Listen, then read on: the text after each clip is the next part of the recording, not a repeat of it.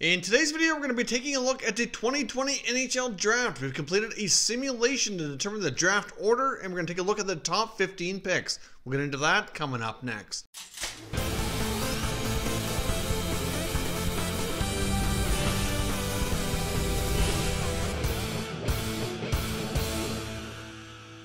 So welcome back to another video here at Top Shelf Hockey. Now, as I mentioned today, we're taking a look at the 2020 NHL Draft. We're going to play around the draft simulator, determine the draft order, and complete the mock draft for the first 15 selections. Now, in today's video, we're going to do things a little bit differently. We're going to go back to an older model of how the draft lottery used to work. There's a lot of talk with the NHL and its ability to resume its season that they very well might not be able to use the current format. They might have to revert to a format that we saw in the past. Obviously, if the NHL is able to complete the season and have an expanded playoff format while still having the draft in June, which is all the talk right now, then they very well don't want to have a team win the draft lottery so they hold the first overall pick and at the same time get in the playoffs and possibly win the Stanley Cup. So there's a lot of talk that they very well might only have the first overall pick be in the lottery, and all the other selections that come after will be based on the current standings, or at least as of the end of the NHL season where it was paused. We might have to do a bit of a rollback or point percentage or whatever the case may be. So we went with the standings as they were when the NHL went on pause, because there wouldn't be a whole lot of change really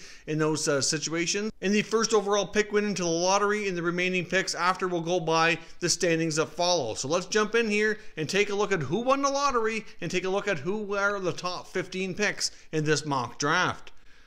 Now, the first overall selection ended up winning the lottery was the San Jose Sharks, which obviously will be transferred to the Ottawa Senators. So the Sharks pick that they gave up in the Carlson trade will land Alexis Lafreniere to the Ottawa Senators. Clearly, this is a massive draft for the Sens, who hold 2 high draft picks and are likely going to be getting 2 big-time players to accelerate this rebuild that's been going on in Ottawa over the past couple of years. Lafreniere is a franchise-altering winger who can play that physical style of game and put up all kinds of points. I certainly think he would be a major boost to any team that's lucky enough to draft him, but certainly in Ottawa, he'd be that star power player that they're lacking right now. They have a very good-looking, very deep prospect pool, but they don't have anybody at this caliber who can jump in and be a franchise-altering type of player.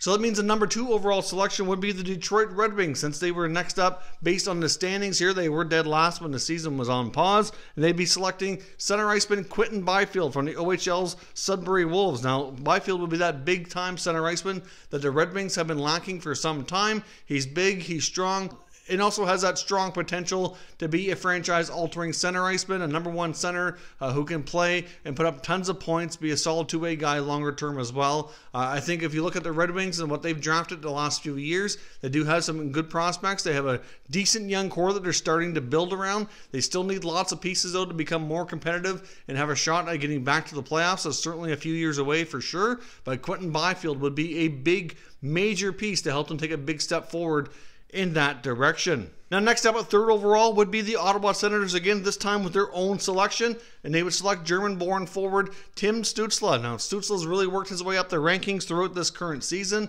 certainly become one of the more dynamic offensive players. I know there's been some drafts and some ranking systems where they've had him rivaling Byfield for that number 2 spot, but I don't see that happening just because Byfield is such a big, strong center iceman who has a very dynamic ability to play that top pivot spot. I'm just not sure Stutzle's quite at that level. He's a very close second, but still, in my opinion, he is the 3rd best player in this NHL entry draft here. So I do see him going to the Senators as well. Can you imagine if they were able to nab Lafreniere and Stutzle? That would be a major haul for the Ottawa Senators. I don't see them going after a top defender in this draft. They've already got guys like Shabbat, Brandstrom, etc. on the back end. I think grabbing 2 top forwards here is a much better way to go. The number 4 overall selection belongs to the Los Angeles Kings, and they would select the top D-man in the draft, Jamie Drysdale of the OHL. Drysdale has the strong potential to be a number 1 defenseman, power play quarterback, and be the type of player you can certainly build your blue line around for many years to come. Of course, they have that now in a guy like Drew Doughty, but obviously Doughty's getting up there a little bit in years, and certainly not quite the powerhouse defender on a blue line like he used to be. He's certainly starting to slow down a little bit, although he can still be a key guy, but he could also be a great mentor for a guy like Drysdale in the latter part of his career.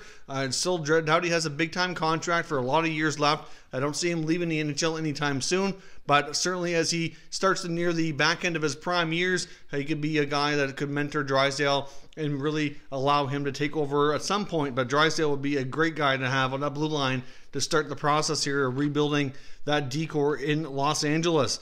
Now the number 5 selection goes to the Anaheim Ducks, and I've got them selecting Swedish forward Alexander HOLTZ. I think HOLTZ would be a great fit for the Anaheim Ducks in this scenario. I think he's a great goal-scoring winger who could certainly is expected to be a guy that can translate to the NHL when it comes to his goal-scoring prowess. And with the Anaheim Ducks right now, if you look at their prospect pool, they could use a defenseman, but I don't see them getting Drysdale at 5. So with him being off the board, I think it makes sense for them to grab a goal-scoring winger. They do have some good-looking center ice prospects in their system already, so I think that he makes a lot of sense for them in this particular case. The number 6 selection would belong to the New Jersey Devils, and I have them taking another Swedish forward, and that's Lucas Raymond. Now, of course, Raymond is a really solid two-way player. Didn't have the greatest year, to be honest. Raymond's stock did fall a little bit this year, and I have done mock drafts where I've had him a little bit lower, but ultimately it really boils down to the order of selection and what team I think would take him at what spot. And in this particular case, I do see Raymond going to New Jersey at number 6. I mean, he's a guy who's got a strong offensive game, but he's also a player who's tough to play against, can go up and down the lineup, play a strong two-way game, and that's certainly something that the Devils are lacking. They have some high-end talent like Jack Hughes, Nico Hischier, just to name a few, and he could be a good guy to play along with them, help give them some time and space out there, and be a great complementary piece with what they already have in place in New Jersey.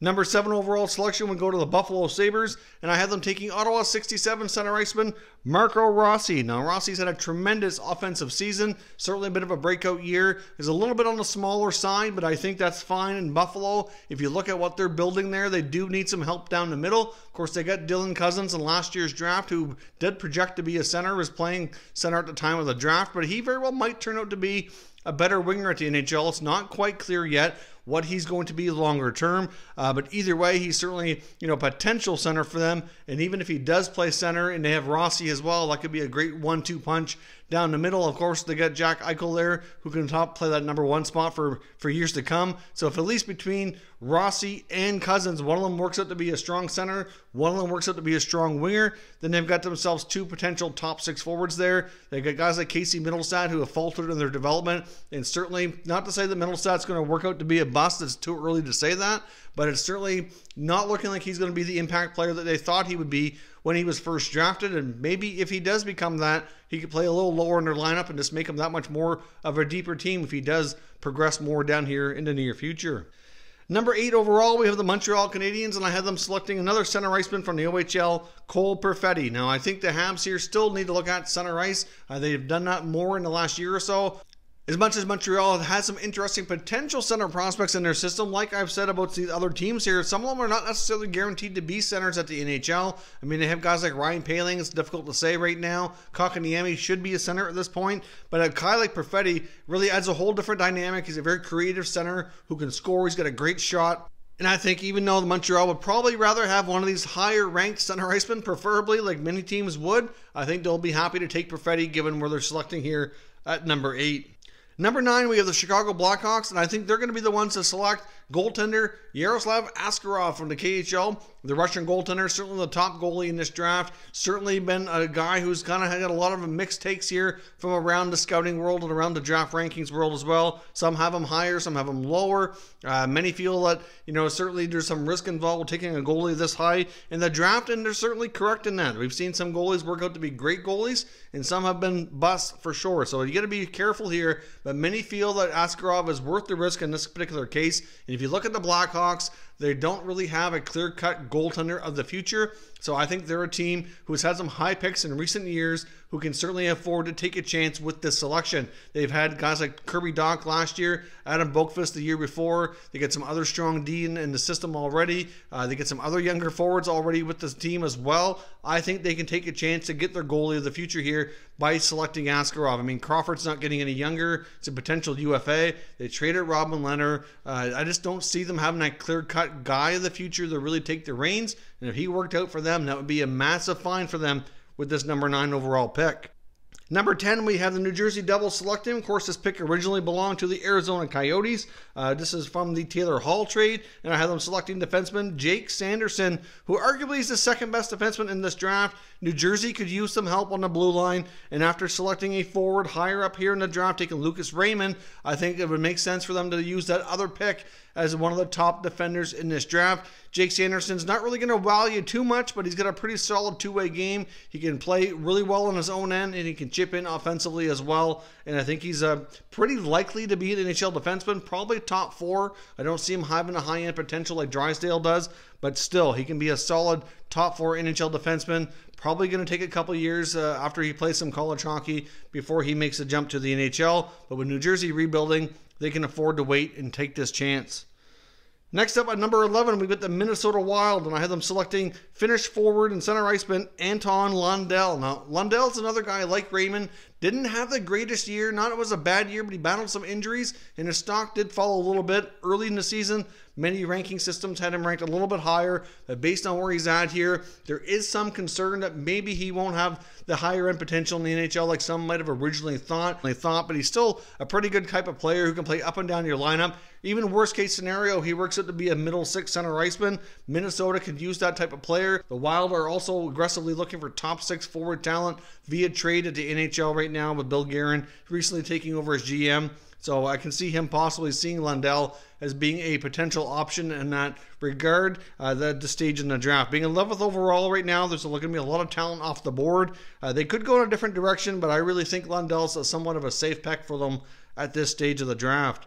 Number 12 overall, we have the Winnipeg Jets, and I have them taking Ottawa 67's goal-scoring winger, Jack Quinn. Now, Quinn's another player, certainly get some mixed views on him out there. I've seen him ranked higher, I've seen him ranked lower. I think he kind of falls in that 10 to 15 range for me, and I think Winnipeg, who's going to be needing some more goal scoring soon, because they very well could end up trading a forward to really help that blue line, and having a guy like Quinn in the prospect pool would certainly make them a lot more comfortable doing that. I mean, it's not quite clear they're going to make a trade amongst the forward group. They got guys like Kyle Connor and Mark Scheifele, Blake Wheeler, Patrick Laine. You know, there's lots of firepower up there now, but would not be surprising to see them come to that. If there was a higher end defenseman in this draft available right here, I would probably have them selecting a D-man, because they could certainly use some help on the blue line. But they need help on the blue line today, not necessarily 2 to 3 years down the road.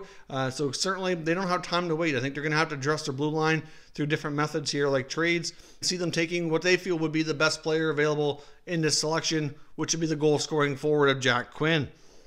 Now, at number 13, we got the New York Rangers, and they tend to like to go off the board and take players that are ranked lower, take a chance on some of these players based on their history here. So I can see them taking Western Hockey League center iceman Seth Jarvis. Now, Jarvis is really another player who is ranked quite differently depending on what rankings you see. I've seen him anywhere from 12, 13, 15. I've seen him down as low as 28, 29. Personally, I think he could be a potential steal of the draft. Jarvis really was having a strong second half of the year when hockey was shut down, and he would have gone on to really complete a nice season in the Western Hockey League if things could have finished up here. But I can see him being a good fit with the Rangers organization, given how, like I said, they're not afraid to go off the board and take a player that they are high on, even though he might be ranked lower by several systems, and I can see that being a good fit longer term. Next up at 14, we have the Florida Panthers, and I have them taking Dylan Holloway, who was one of the younger players in the NCAA this past season, and certainly had a little bit of an adjustment period like you'd expect at his age going into that level of hockey. But certainly the Florida Panthers are a team with a stacked forward group. It can be a team who's allowed to be patient here with Holloway while he plays a couple more years of college hockey before they attempt to sign him and bring him up. Like I said, they've got a pretty solid forward group already. They got some other forward prospects that would certainly be ready here in the very near future for a longer look at the NHL level, so they can take the time here with Holloway while they're waiting for him to develop and play his years out in college before they sign him. Now, at number 15, the last pick here in the mock draft, we have the Columbus Blue Jackets, and I have them selecting one of the underrated players in this draft, Dawson Mercer. Now, Mercer is a player who certainly kind of goes under the radar a little bit as well. He's got a very offensively talented player, made it onto Team Canada, had a small role to World Juniors this past year, but certainly another player who grabbed some attention throughout the tournament. He's certainly a player who I think might even go a little bit higher. Wouldn't be surprising, depending on the order of selection and how teams feel. I could see him even going maybe 3 or 4 spots higher. It just kind of depends, but he's certainly a very gifted offensive player, and I think he'd fit in perfectly with Columbus. With what they've got going on right now, and obviously all the changes they've seen in the past year, I can see him being a great player to fit in with their system here in the not too distant future. So that is your top 15 selections in this mock draft. And of course, as always, we'll know your thoughts and opinions down below in the comment section, and we can discuss further. If you're new to the channel, consider subscribing and turning on your notifications so you don't miss any future content, and give this video a thumbs up if you enjoyed it as well. I'd appreciate it if you did. As always, thank you for watching, and I will catch you next time.